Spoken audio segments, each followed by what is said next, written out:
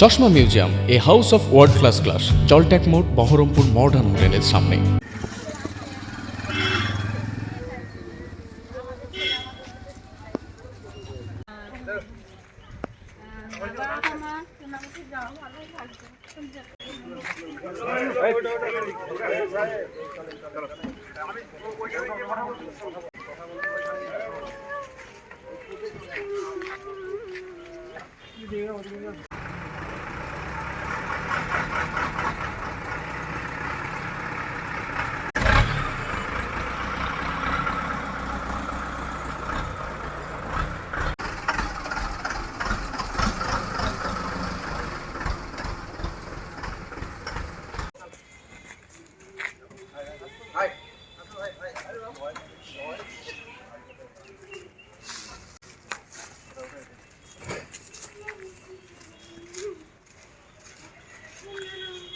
এই আসামি সাহেব শেখের শাস্তি আজকে ঘোষণা হলো।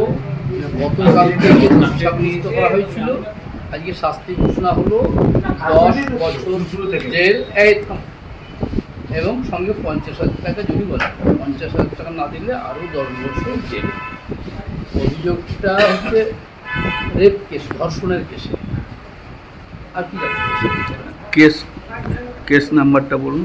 কেস নাম্বার মানে থানাতে, মুর্শিদাবাদ থানা কেস নাম্বার হচ্ছে 1195/24, ডেটের 20/12/24। আচ্ছা। ফার্স্টলি এটা এই ঘটনার দিন আগে 0 এফআইআর নবগ্রাম থানাতে হয়েছিল। নবগ্রাম থানাতে মুর্শিদাবাদ থানাতে ফর ইনভেস্টিগেশন। এখানে কেসটা আশিস মজুমদার ইন্সপেক্টর কেসটা তদন্ত করে চার্জশিট দিয়েছিল। টোটাল 8টা সাক্ষী এক্সামিন হয়েছে মামলাতে, ভিকটিম সহ, ভিকটিমের বাবা সহ।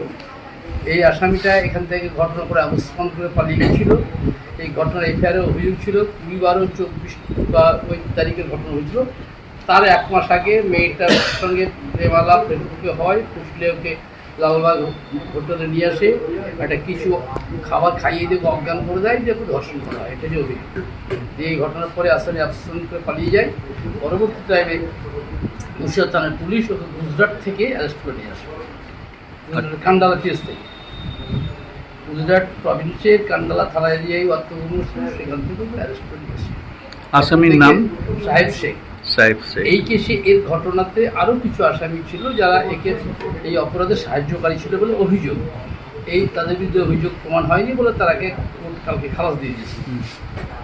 মোট 8 জন সাক্ষী হয়েছে পুলিশ সহ। আচ্ছা।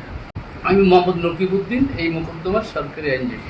আচ্ছা। সঙ্গে আমার যারা কলিগ সবাই, রাসিম সাহেব, শাফাত সাহেব, ইনচার্জ খালেক সাহেব, আমার জুনিয়র পরে আছে, সবাই আমাদের সহযোগী।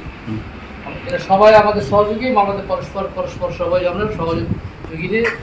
আমাদের স্টাফ তাপস তুই পালিয়েছিল, তুমি এসো। আশায় ফখরুল বিলব ছিল অরিজিনালি এখানে গোলাম রসুল, তার হয়ে সিনিয়র হিসেবে কাজ করেছেন মিস্টার সুজয় মুখার্জি।